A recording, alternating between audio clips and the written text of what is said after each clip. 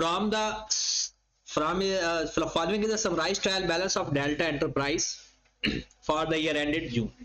अब ये सवालों कुछ जरा फोकस करके देखना है कि ताकि साथ साथ ही हमारा मसला हल हो जाए। प्रॉपर्टी प्लांट एंड इक्विपमेंट हमें गिवन है 230,600 और कैपिटल गिवन है 145,000। इन्वेंट्री 30th जून 2019। यहां से हमें एक और बात भी पता चलेगी, भला क्या कि क्लोजिंग कॉस्ट ऑफ सेल भी फाइंड करके इस क्वेश्चन के अंदर होगी, क्योंकि जब क्लोजिंग स्टॉक क्वेश्चन के अंदर होता है ना तो कॉस्ट ऑफ सेल फाइंड हो चुकी होती है। यहां पर उसने प्रॉफिट एंड लॉस अकाउंट भी बताया हुआ है 34,500। इसके बारे में क्या बात हुई थी कि अगर ट्रायल बैलेंस के अंदर profit and loss accumulated profit given हो, डेबिट साइड पर हो तो वो लॉस होता है, क्रेडिट साइड पर हो तो वो प्रॉफिट होता है, और इसको डायरेक्ट नेट प्रॉफिट में ऐड करेंगे। इसको एसओपीएल के अंदर नहीं लिखना, कैपिटल के नीचे जब नेट प्रॉफिट लिखते हैं वहां जाकर डायरेक्ट ये डेबिट साइड पर हो तो वहां माइनस करना है, क्रेडिट साइड पर हो तो प्लस करना है। Cash and bank 12% bank loan, मैं कहता हूं ये सवाल सच में बहुत इंपॉर्टेंट हो गया क्योंकि इसमें एक ये बड़ी इंपॉर्टेंट इंफॉर्मेशन है, ये आपसे पूछेंगे। ट्रेड रिसीवेबल अक्यूमुलेटेड डेप्रिसिएशन, फिर prepayments, other receivable, cost of sale, selling expense, admin, depreciation, interest on bank loan, bank charges, other income, सब वो बताया हुआ है, वो हमें पता है। हमने तो जाना है इसकी एडजस्टमेंट के ऊपर। Goods return by the customer 30th June were recorded on 1st जुलाई 19। हमारा ईयर एंड क्या है और रिकॉर्ड कब हो रही है, इसका मतलब ईयर एंड पे record. These goods have been sold on credit 1950 at cost plus. इसका मतलब है जब सेल रिटर्न हुई है हमने तो रिकॉर्ड ही नहीं की। तो एक तो हम सेल रिटर्न की एंट्री पास करेंगे ना, नॉर्मल एंट्री जो होती है सेल रिटर्न की, क्या होती है normal entry? Sales return debit account receivable credit, कितनी अमाउंट से? 1950 से 1950। अगर तो ये अमाउंट वो कहता इंक्लूडेड इन द स्टॉक तो फिर हम कुछ ना करते कि स्टॉक के अंदर शामिल हो चुकी है, लेकिन उसने इसके बारे में कुछ नहीं बताया। इसका मतलब हमारा क्लोजिंग स्टॉक के अंदर ये अमाउंट ऐड होनी चाहिए थी या नहीं? और अगर क्लोजिंग स्टॉक में अंदर ऐड होनी चाहिए थी तो फिर तो कॉस्ट ऑफ सेल भी हमारी गलत आई होगी। तो सेल रिटर्न से हमारा स्टॉक कम होगा ज्यादा होगा, तो stock debit cost of sale, stock debit cost of sale 1950 से या सीपीएस लगाएंगे? तो 1950 के ऊपर लगा दो सीपीएस, 130% हो गया ये 1950 डिवाइडेड बाय 130 मल्टीप्लाइड बाय 100, 1500। तो एंट्री पे पास क्या हो जानी है? Stock debit cost of cell credit 1500 से। अच्छा, अब अगर ये क्वेश्चन के अंदर हम देखेंगे ये तो कंफर्म सेल में से माइनस हो रहा होगा, ये कंफर्म अकाउंट रिसीवेबल से माइनस हो रहा होगा। ये जो चीजें हैं अगर दोनों में हो रही हैं तो ठीक करना, मतलब आपके पास तो ऑप्शंस के अंदर होगा, ये दोनों में 1500 की ऑप्शन है, स्टॉक में ऐड हो रहा हो, कॉस्ट ऑफ सेल से माइनस हो रहा हो, तो फिर ये ऑप्शन सिलेक्ट करना, वरना दोनों में से किसी एक में ना करना, वरना आपका आंसर बराबर नहीं आएगा। क्लोजिंग स्टॉक पड़ा हो ना बाहर एडजस्टमेंट में तो सिर्फ क्लोजिंग स्टॉक को ठीक करते हैं, वो खुद ही कॉस्ट ऑफ सेल में चला जाता है, खुद ही करंट एसेट में चला जाता है। बट अगर क्लोजिंग स्टॉक आपका ट्रायल बैलेंस के अंदर आ जाए तो फिर दो इफेक्ट लाजमी हो जाते हैं। ठीक है, तो ये हमारी एडजस्टमेंट कंप्लीट हुई। क्लियर है? ये इसमें दो चीजें हैं अच्छी, एक ये सेकंड वाली बात है, बहुत इंपॉर्टेंट है ये। अब तो मेरे ख्याल में आपको ये चीजें बड़ी आसान लगनी चाहिए, फिर भी देखते हैं लगती है या नहीं। 1 अक्टूबर 2008 हमारा साल कौन सा है भला? 1718 से लेकर जून 19 तक।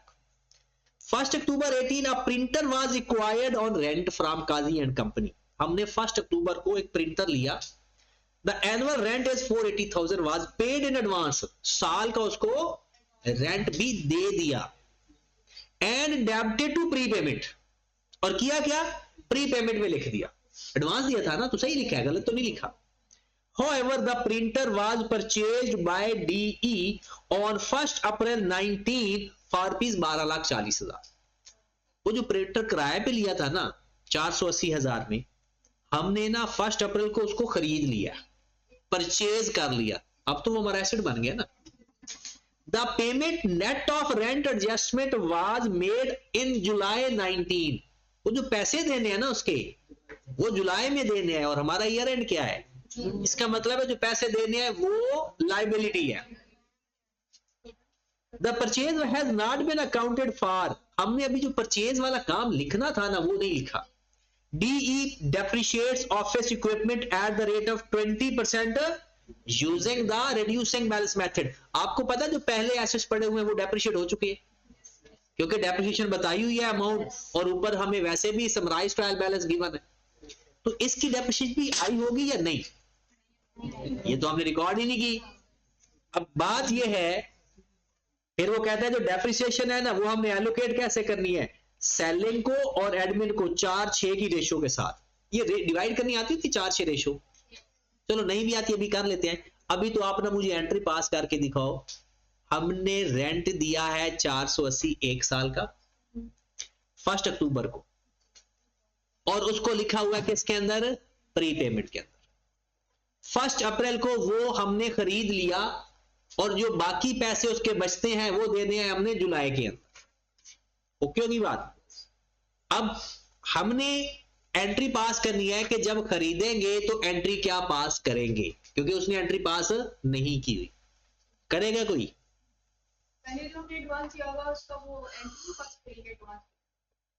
एडवांस में तो लिखा हुआ है included in the prepaid debited to prepayment, advance के अंदर तो लिखा हुआ है।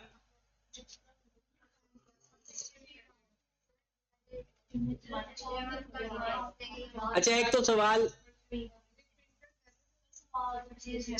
में तो सवाल ही तो मेन है, सवाल दोबारा सुन ले। 1 अक्टूबर को एक प्रिंटर रेंट पे लिया था, 480 रुपया उसको दे दिया, रेंट कितने टाइम का, 1 साल का एडवांस में, और प्री पेमेंट में लिख दिया, डन। 6 महीने गुजरे अक्टूबर से अप्रैल तक, वो प्रिंटर हमने खरीद लिया, अभी हमारे पैसे सारे रेंट वाले पूरे हो गए थे, ये रहते थे, कहते जो रहते थे ना वो एडजस्ट करवा लो, जो रहते हैं वो एडजस्ट करवा लो, बाकी मैं जुलाई में दे दूंगा। रेंट भी तो रहता है ना अभी, कुछ सारा तो एक्सपायर नहीं हुआ। अब प्री पेमेंट में कितनी अमाउंट शामिल है, 6 महीने गुजर गए, 6 महीने का तो एक्सपेंस बनता है, वो चला गया एक्सपेंस में 6 महीने का, बाकी बात गया 240, 1240 का प्रिंटर खरीदा है, 240 उसमें एडजस्ट करवा दिया, बाकी बात गया 1000 अभी देना है, वो अदर पेबल में चला जाएगा। एंट्री कौन पास करवाएगा,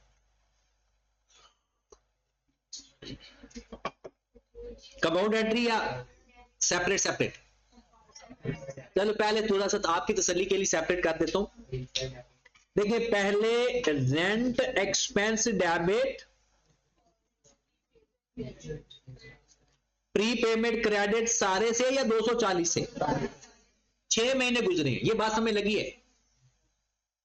फिर वो प्रिंटर डेबिट करना या नहीं, ऑफिस इक्विपमेंट डेबिट या प्रिंटर डेबिट, और उसमें एडजस्ट क्या हुआ,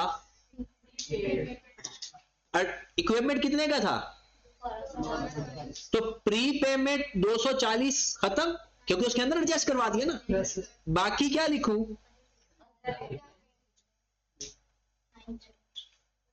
अदर पेबल, और डेप्रिसिएशन भी तो लेनी है। डेप्रिसिएशन कितने महीनों की आएगी, 6 महीनों की, साल की, 9 महीनों की।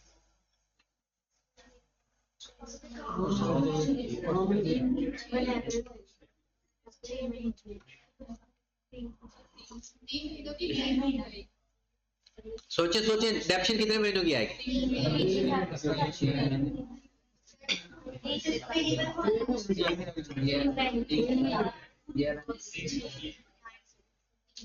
3 महीनों की, क्योंकि 1 अप्रैल को हमारा बना,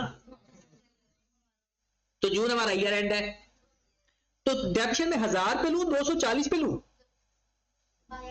1240 पे, क्योंकि एसेट कितने गए 1240, 240 पहले से एडजस्ट करवा दिया और 1000 अभी देना है, तो depreciation debit, accumulated depreciation credit. 1240 multiplied by 20% multiplied by 3/12 कितनी अमाउंट 62,000। अब ये एंट्री खुद ही बता रही है मैंने किधर किधर जाना है, किधर किधर जाना है। रेंट एक्सपेंस में चला जाएगा, रेंट एक्सपेंस में ऐड प्री पेमेंट में से 480 माइनस 240 रेंट एक्सपायर हो गया और 240 हमने इक्विपमेंट के अगेंस्ट एडजस्ट करवा दिया। नॉन करंट एसेट में कितना ऐड होगा 1240, करंट लायबिलिटी में कितना जाएगा 1000, डेप्रिसिएशन में कितना ऐड हो जाएगा और अक्यूमुलेटेड डेप्रिसिएशन में कितना ऐड हो जाएगा, बात खत्म। लेकिन जब ये अप्रोच आपको आ जाएगी ना, अकाउंटिंग आपके सामने कुछ नहीं है। कोशिश तो मैं कर रहा हूं कि अभी डेवलप हो जाए, ताकि आने वाली जिंदगी में ना आपको कभी कोई परेशानी का सामना करना ही ना पड़े, क्योंकि लोग ना इसको रट्टा लगा के जाते हैं और रट्टा हर दफा हर जगह लगाना पड़ेगा। और अगर आप इसको इस अंदाज में सीख लो ना, तो फिर आपकी अकाउंटिंग हो जाती है। बस हमेशा एंट्री अप्रोच के साथ ही करते रहना, आपने कभी मार नहीं खानी। जी बात समझ भी लग गई, अब उसकी अंग्रेजी भी समझ लग जाएगी, जो हालांकि अंग्रेजी पढ़ के हमें यह समझना चाहिए, अब आप ये समझ के अंग्रेजी समझेंगे। 1 अक्टूबर a printer was acquired on rent, the annual rent 480 was paid in advance and debited to prepayment, ये हो चुका है। However, the printer was purchased 1 April 19 for ₹1240. The payments net of rent adjustment, ये किसकी बात कर रहा है, rent net of rent adjustment, वो जो 6 महीनों का भी हमारा एडवांस रहता था, was made in, वो कहता है purchase has not been accounted for, हमने उसको अकाउंट फॉर अभी नहीं किया। डी डेप्रिसिएशन, फिर अब क्या करेंगे, ऊपर डेप्रिसिएशन भी पड़ी हुई है, इसमें 62। अब फिर क्या करना है, इसके बाद ऐड करके ना इस टोटल को डिवाइड करना है 10 पे, क्योंकि उसने कहा 4-6 रेशियो से ना इनको सेलिंग और एडमिन एक्सपेंस में जाकर ऐड कर देना। कहता है जो आपकी डेप्रिसिएशन है ना, पढ़ो जरा अंग्रेजी, depreciation allocate selling and admin expense in the ratio 4:6, तो 10 पे डिवाइड, 4 से मल्टीप्लाई करके सेलिंग एक्सपेंस में और 6 से मल्टीप्लाई करके एडमिन एक्सपेंस के अंदर। ओके होगी बात।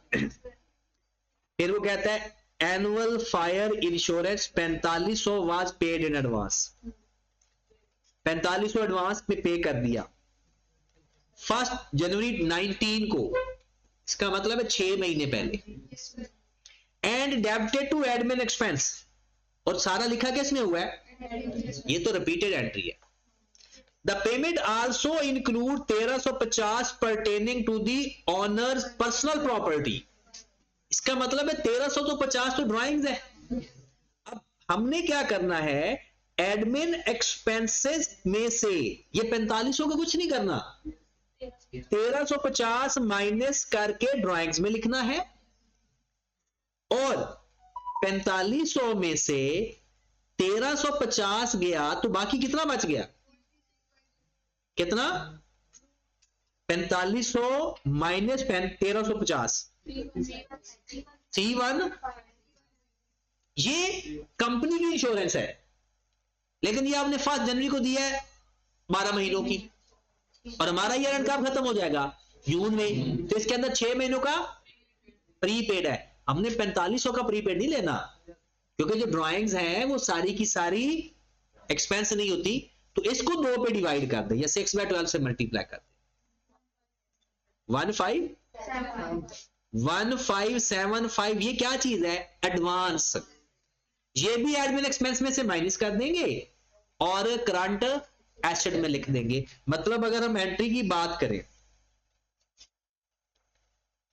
Drawings debit, admin expense credit, कितनी अमाउंट से बोला 1300, फिर prepaid debit, admin expense credit, कितनी अमाउंट से बोला 15। ये बात समझ लग रही है ना। अब अब ये खुद ही बता रहा है, ये ड्राइंग्स में ऐड या कैपिटल से माइनस, ये एडमिन एक्सपेंस से माइनस, ये करंट एसेट में ऐड और एडमिन एक्सपेंस में से माइनस। ठीक होगी बात। अब तो मेरे ख्याल में सिर्फ इसमें वो जो ऊपर वाली एंट्री थी उसके अलावा आप ये सारी चीज कर सकते हो। हाँ, ये एक पॉइंट है, वो हम गलत भी करेंगे तो सवाल ठीक हो जाएगा, बट मैं कहता हूं कॉन्सेप्ट के साथ करवाऊंगा।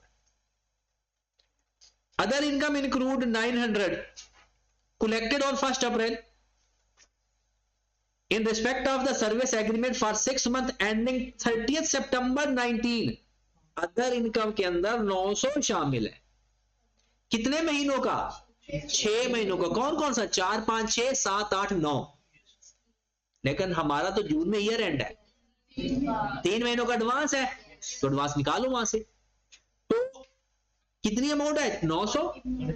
तो 450 इनकम में से माइनस करके करंट लायबिलिटी, क्योंकि एडवांस ले लिया ना, अगले 3 महीनों का भी हमें मिल गया, रिसीव लिखा हुआ है। अदर इनकम इंक्लूड, तो एंट्री अगर बनवाओगे तो कैसे बनवाओगे?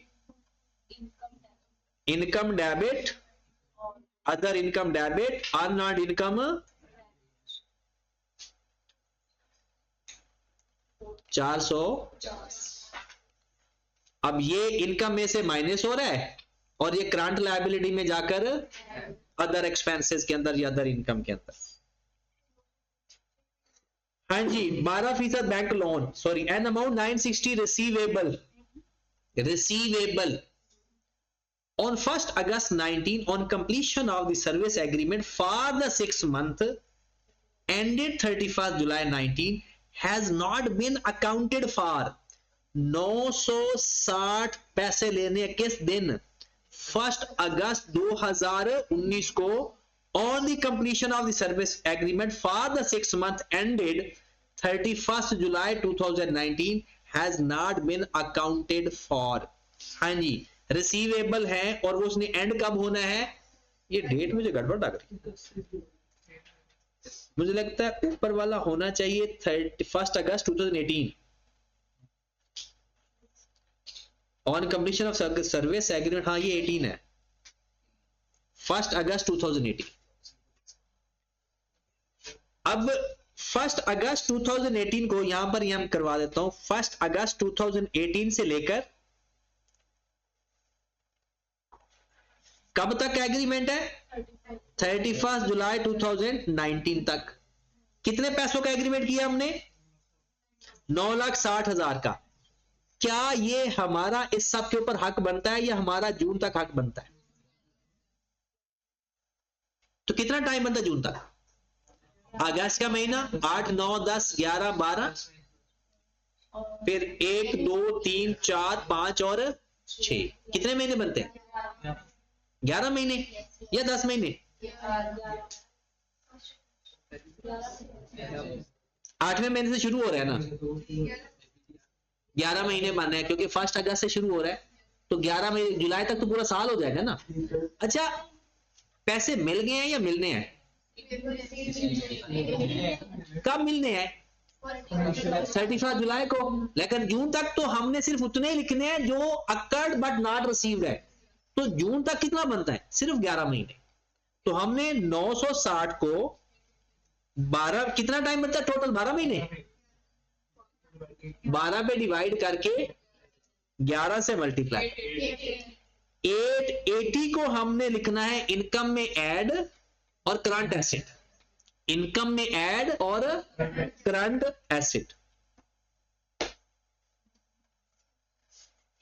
उसके बाद ये इंपॉर्टेंट चीज थी, 2 ही है मेन, एक वो रेंट वाली, प्रिंटर वाली, और ये first 12% bank loan was acquired on 1 April 2018। ध्यान से सुनिए बात। The principal is repayable in 10 equal yearly instalment commencing from 1st April 19। Interest is payable on 1st October and 1st April। इसका मतलब है कि 1 अप्रैल को लास्ट पे हुआ, 1 अप्रैल को लास्ट इंटरेस्ट पे हुआ। अगला इंटरेस्ट कब पे होना है? अक्टूबर के अंदर। तो 1 अप्रैल से जून तक का इंटरेस्ट पेएबल है। ये बात पहले भी हो चुकी है हमारी, नहीं समझ लगी? देखिए आप कब कब इंटरेस्ट पे करते हो, अक्टूबर में और अप्रैल में।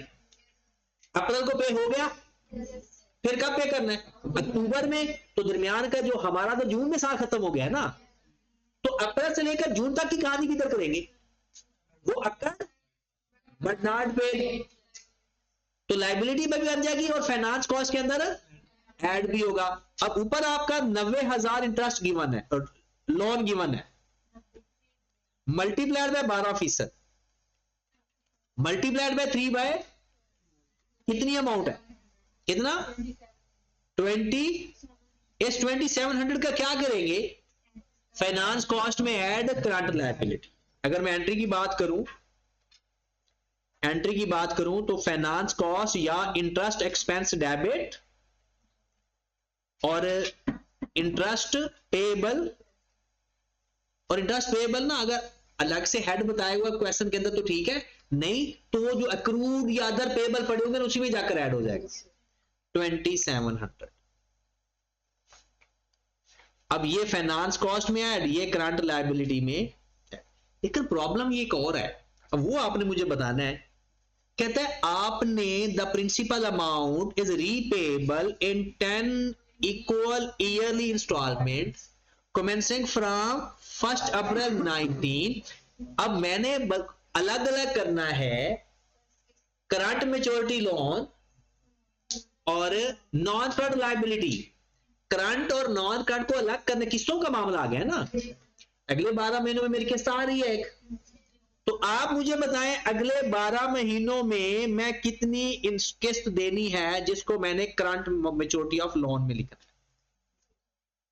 ध्यान से बतानी है बात, मैं इसलिए एरिया साफ कर रहा हूं ताकि आपको आंसर देते वक्त कोई परेशानी ना आए। ये लो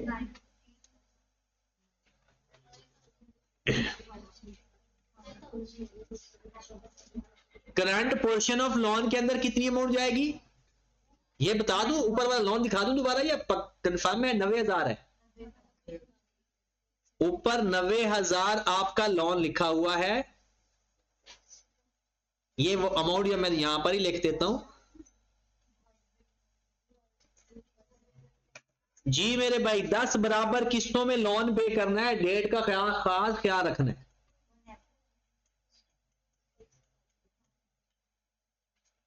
करंट पोर्शन ऑफ लोन में कितना जाएगा, और वैसे सवाल हो गया, कंप्लीट ही हो गया हमारा। मैं तो कहता हूं आज 2 सवाल चेक कर देते हैं, टाइम हो गया। चलो 9,000 करंट पोर्शन में और नॉन करंट में कितना होगा, नॉन करंट लायबिलिटी में। अच्छा ये भी कैलकुलेटर से करेंगे जी। करंट में 18,000 आएगा। अब्दुल आहद यार सोचो, ऐसे नहीं है कि आपको आता नहीं है, मैं तो ऐसे ही नालायक समझता था आप लोगों को। सच में यार बड़े अच्छे बच्चे हो आप तो, बड़ा अच्छा पढ़ते हो। सही बात है, आज जान मोहम्मद ने एक बड़ा अच्छा सवाल मुझसे पूछा, मैं खुद हैरान हो रहा था कि ये मसूर और ये और मसूर की दाल बड़ा जबरदस्त, सच में बहुत अच्छा लगा मुझे कि मुझे अपनी परसेप्शन पर हैरानगी हो रही है कि आप बहुत अच्छे बच्चे हो यार, पढ़ा करो। हाँ जी अलीना,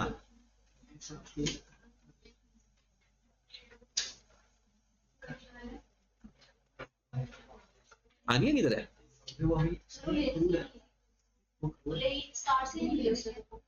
अच्छा उसको पहले यकीन था।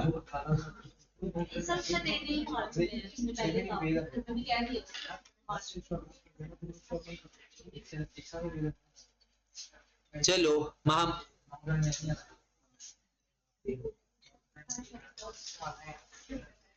जो सोचा बता दो, जो सोचा बता दो। 11,250 और बाकी का ओके सबा 63,000 करंट पोर्शन में, टोटली 90,000 है। 10 किस्तें बनानी, ना कत्ल करो फाइनल अकाउंट का। हाँ शमाइल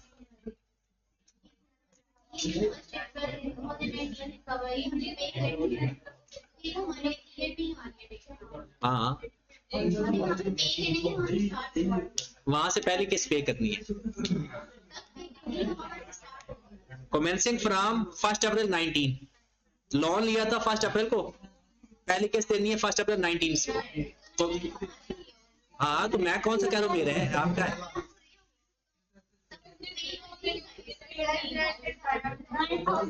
आप कुछ बता रहे हो क्या? 18 और 72 या 62? हाँ, 9 और 72, 90 तो पूरा करो। लाइब्रेरी तो 90 है, ये 90 आगे पीछे नहीं हो सकता, क्लास को 90 बनना चाहिए। हाँ, एक बात, 18 72 आसिम दुआ।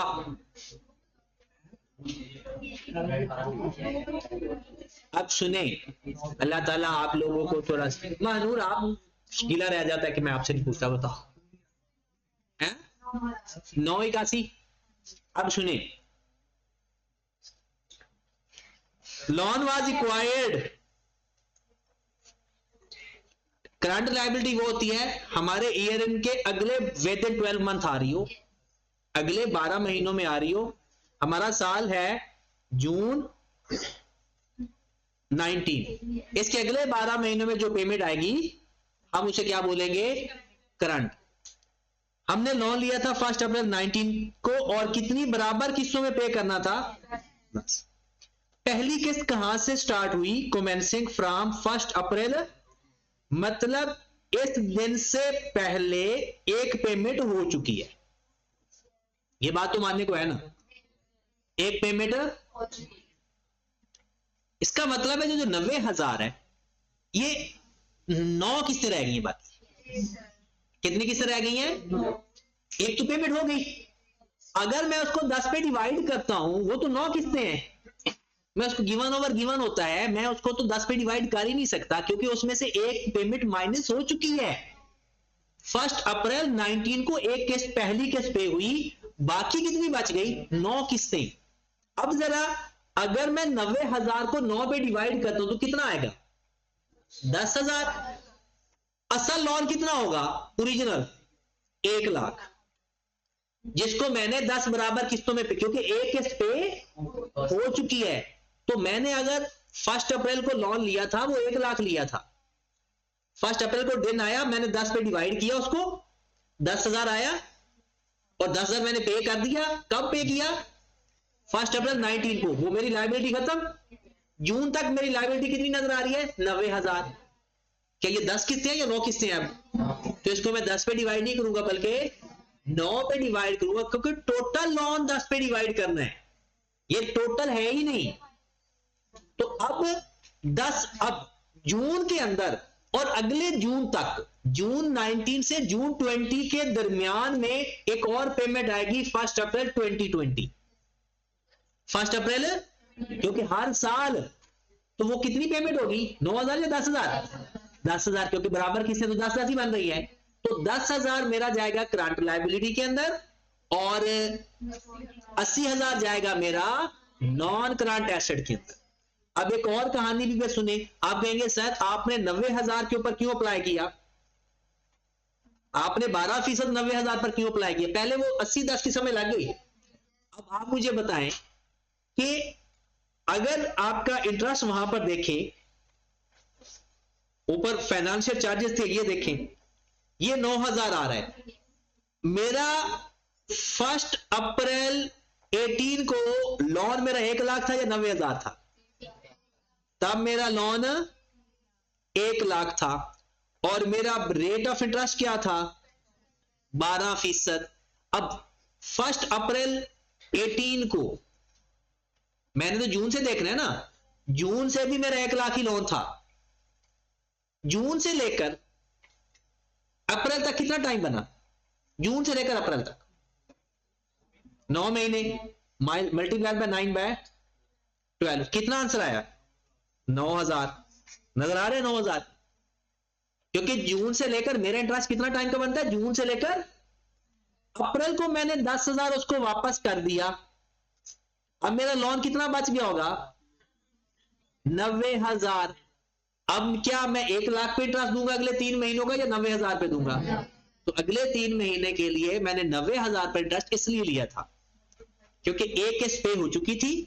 अब पिछला अगर इंटरेस्ट आप 9 मंथ का चेक करो तो पूरा 9,000 बनता है, वो पेड है, क्योंकि उसने खुद कहा है कि इंटरेस्ट अक्टूबर तक पे, अप्रैल तक फिर पे हो गया। जो बाकी का इंटरेस्ट है वो अब हम पे कर देंगे। वो हमने इंटरेस्ट पेएबल में भी लिखा और इंटरेस्ट एक्सपेंस में। तो इसलिए मैंने 90,000 का 12% लिया है, क्योंकि अप्रैल के बाद लोन है ही 90,000। अब इस 90,000 को हमने सेपरेट किया 10 और 80 के अंदर। खत्म हो गया सवाल। और ये सवाल पेपर में एज इट इज कई स्टूडेंट्स को आ चुका पहले भी, आपसे पहले भी। हो सकता है अगर उसकी नजर में अभी नया सवाल नहीं आए तो हो सकता है यही सवाल दोबारा आपको आ जाए। तो उमर ट्रेडर वाला हमारा क्वेश्चन हो गया है। समझो हमारे जो क्वेश्चन रह गए हैं ना, वो 6, 7, 9 ही है। मेन 3 क्वेश्चन रह गए और अगले 3 दिनों में इंशाल्लाह हो जाए।